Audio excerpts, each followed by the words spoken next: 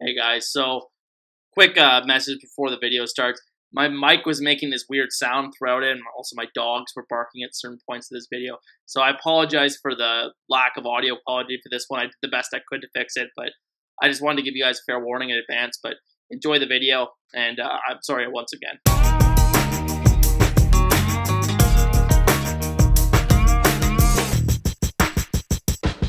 Welcome into my 10 takeaways from Week 6 of the 2021 CFL season.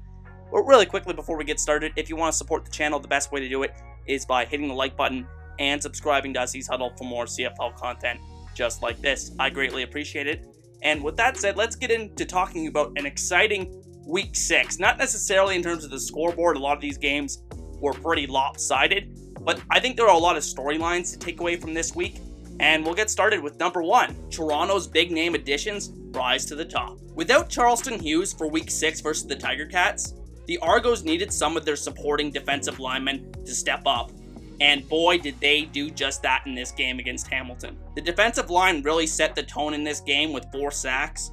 Those came from 2 big name offseason additions in Eli Harold, a former NFL third-round pick, and former Baylor standout Sean Oakman, who each had 2 sacks apiece. Look, I was skeptical as anybody going into this season about this Argos team after they brought in all these big high-profile names, but there's little denying that these additions were huge in their win against the Tiger Cats on Friday night, especially Oakman, who's really been a stud from day one this season, really came in here and won that starting defensive tackle job and really ran with it, and he's been a really good, consistent piece for them. So I've been really impressed with these additions, especially on the defensive line, and it was really showing through in Week 6. Number 2, the Tiger Cats just need to get healthy. So obviously not the best performance from Hamilton Friday in Toronto, with the offense playing very inconsistent throughout the game, but even still, this game was an extra point away from going to overtime, which really tells me that Hamilton is just the better team. Even though they didn't play their best, they were still really close to winning this game against an Argonauts team that really, I thought, played really well throughout this entire game. But the one thing that could derail the Tiger Cats season is the increasing number of key injuries this team is facing. Quarterback Dane Evans left this game with an injury that will reportedly sideline him for 4 to 6 weeks. I was just reading earlier today. Meanwhile, Jeremiah Masoli wasn't able to dress versus the Argos due to his own rib injury, which leaves the question of who will start Week 7 versus the Stampeders completely up in the air. Since Masoli was placed on the 1-game injured list, he could very well be available against Calgary, and if he starts, I expect him to play a lot better than we saw the first few games of the season, where they went up against Winnipeg and Saskatchewan. Getting back in front of the home crowd would be a big boost for him, I think. But regardless, the Tiger Cats desperately need to get healthy at not just the quarterback position, but also the wide receiver position, as I've talked about in previous takeaway videos, where they're missing Braylon Addison and Devere Posey, and also Brandon Banks. So just a really tough go of it for the injury bug for the Tiger Cats. They just need to get healthy. If they get healthy, I think they're still the best team in the East by quite a wide margin, but the Argos look like they're just ready to take the East in the event that Hamilton is not getting healthy the rest of the season. So I think it's really important for the Tiger Cats to really shake the injury bug and get healthy the rest of the season, and quarterback position is just the key part of that. Number 3, the Tiger Cats are too one-dimensional on offense. It's become obvious over the first handful of games that Hamilton's offensive line isn't good enough in pass protection to be as extremely pass-heavy as they were in 2019. Defenses have just been able to tee off on all of these inexperienced tackles that they've been playing so far this season, and the result is 2 banged-up quarterbacks, as we discussed in the previous takeaway. And what really sticks out like a sore thumb is just the sheer lack of a running game for this team. In Week 6 versus the Argos, the Tiger Cats called a grand total of 8 rushes, with 3 of those being scrambles by Dane Evans, so not even intentional run calls. I think this really needs to change going forward to give this offensive line a fighting chance. I say give Sean Thomas Erlington, who has averaged 5.2 yards per carry on 35 carries so far this season, 10 to 12 carries per game going forward, even mixing in other running backs like Don Jackson, and rely on this defense that is starting to round into form. That will give them the best chance to continue to win games and keep the quarterbacks that they do have healthy the rest of the season and give them a better chance to win.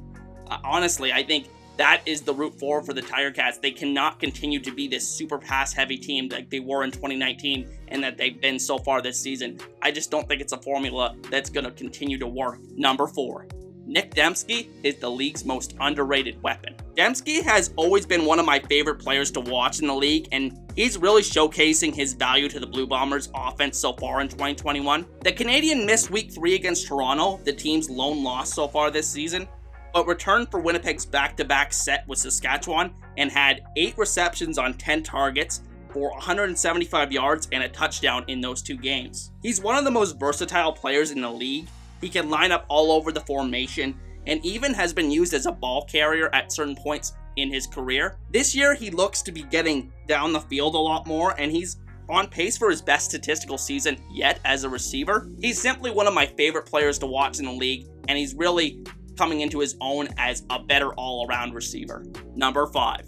The Riders are badly missing key pieces in the secondary. Obviously, the Riders are coming off of 2 dreadful back-to-back performances versus Winnipeg, and the question that everybody is wondering is the status of quarterback Cody Fajardo after he entered the concussion protocol midway through the game against Winnipeg. I'll comment more on that later, but I think another aspect that was really apparent in this game was how easily Winnipeg picked up big chunks of yardage in the passing game. Despite only throwing 22 times, Zach Collaros threw for 278 yards at over 12.6 yards per attempt against the Saskatchewan secondary that's missing multiple starters. I touched on this in my roster review, how the Riders' defense this year was really going to rely on their really talented back 5 that I considered the best in the CFL. But now with Luchez Purifoy, Ed Gainey, and Mike Edem all banged up, I think it's possible that the wheels completely fall off of this defense. I just don't think that they have that elite pass rush that they had in years past with Charleston Hughes gone. And I think this linebacking core in the middle, they can get picked apart in the middle of this defense quite easily as well. So I think the secondary is really key for this defense to kind of keep this unit afloat and force quarterbacks to hold on to the ball a little bit longer. And we really saw this team get gashed against Winnipeg, and we'll have to see if that continues to go forward. Is Winnipeg just a bad matchup for Saskatchewan? We'll have to see, but it did not look good in this game, and I think going into Toronto against Saskatchewan on Friday, that's going to be a really, really important game for Saskatchewan to prove that it was just a bad matchup for them and that they are capable of bouncing back and they have what it takes to bounce back. Number 6. Have yourself a day, Stefan Banks. Much of the talk going into the Elks Stamps rematch on Saturday centered on the return of quarterback Bo Levi Mitchell. However, it was Calgary's defense that made a statement after a really poor showing on Labor Day, and leading the way was rookie defensive end Stefan Banks, who tallied 3 sacks and 7 tackles. Really impressive performance from the rookie. Veteran defensive end on the other side, Sean Lemon, was also a force, as this defensive line really made a statement to keep Calgary alive in the playoff race at 2-4. Number 7. The Elks can't win at home. I kind of joked during my game picks video last week that the reason I was going to pick the Stampeders in week 6 was because Edmonton was playing at home, where they were 0-2 going into that game. And honestly, I was right, but this is seriously starting to become an alarming trend for the Elks, who are now 0-3 at home on the season.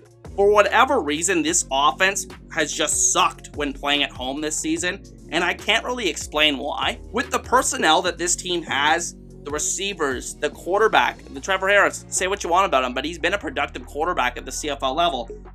There's just no excuse for playing this poorly in front of their home fans. And guess what? They host Winnipeg next week, so good luck.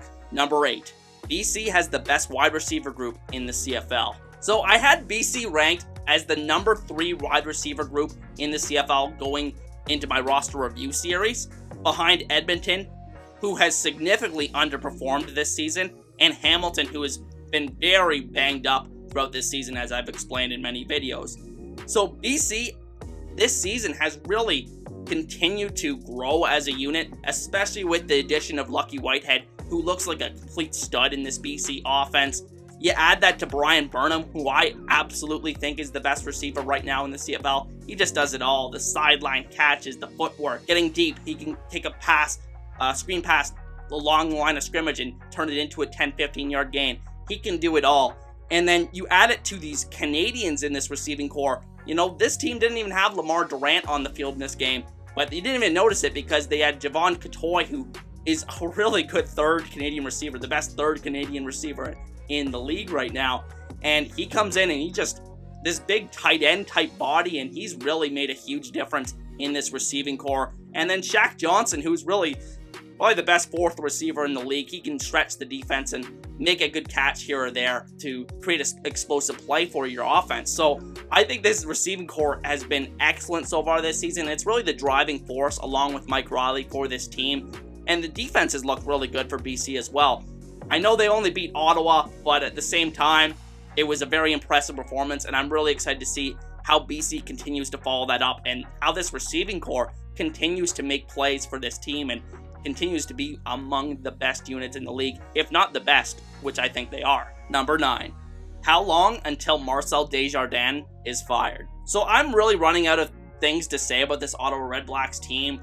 I feel like I'm saying the exact same thing every week in these takeaways video about the Red Blacks.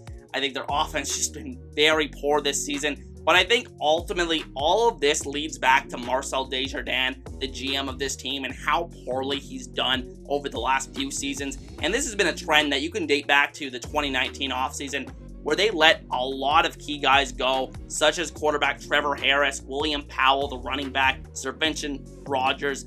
All of these key pieces, Greg Ellingson, they're big four guys on offense. They let them all go, and they didn't even make an attempt to replace them. And that was the result of the 2019 season. And then, you know, after the 2019 season, they still didn't let Desjardins go. They let him keep his job.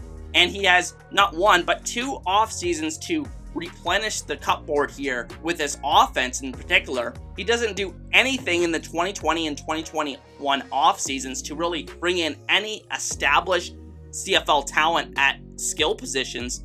And especially this handling of this quarterback position has just been a complete disaster when you consider that they traded for Nick Arbuckle. They had the #1 pick in the 2020 CFL draft, which became Jordan Williams, who looks like a hell of a player, by the way, for BC. They trade the first overall pick for Nick Arbuckle, and then because of a contract situation, they weren't able to come to an agreement, and they end up releasing him without him even playing a single game for the team. And they replace him with Matt Nichols, who, I mean, he's just a limited player at this point of his career, and he does nothing to surround Matt Nichols with the pieces that he needs to be successful, such as a good offensive line or any kind of after-the-catch threat at receiver. So I just have nothing left to say from a positive perspective about Marcel Desjardins. I just think his time is up in Ottawa, and I think that it's only a matter of time before he gets canned because he really earned it over the past few seasons. It's really entirely his fault. I don't blame Paul LaPolice, the head coach, really at all for this mess that's developing in Ottawa, and I don't know how they fix this anytime soon. Number 10. Quarterback injuries are starting to resemble 2019. I really can't overstate this last point in today's video. Back in 2019, we saw quarterback injuries drastically shape how that season unfolded.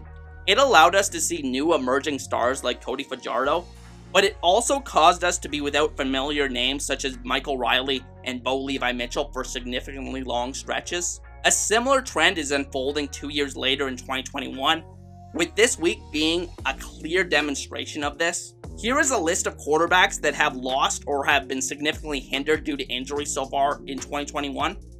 Bo Levi-Mitchell, Jeremiah Mazzoli, Matt Nichols, Michael Riley, and now, pretty seriously, Dane Evans and potentially Cody Fajardo. Overall, 5 teams have already started 2 quarterbacks this season, with Saskatchewan possibly making that 6th this coming week. People have took issue over the past couple of decades with football, especially the NFL, bringing in additional rules to protect the quarterback. But these rules are in place for a reason. Quarterbacks are the lifeblood of this sport and the league's franchises. I just hope that the list of injured quarterbacks in the CFL doesn't continue to grow, and that Fajardo and Evans can make healthy returns to the field this season, but I just really hope it doesn't get any worse. Ironically, the one player that I really was scared was not going to be able to make it through this season from a quarterback perspective is Zach Collaros, who, crossing your fingers, doesn't get injured because he's had a long history of injuries, but like, the CFL really needs to have some better luck in terms of this quarterback position, because 2 seasons in a row where a majority of the starting quarterbacks are starting to get injured and miss significant time is just not a good thing for the league. We need consistent quarterback play.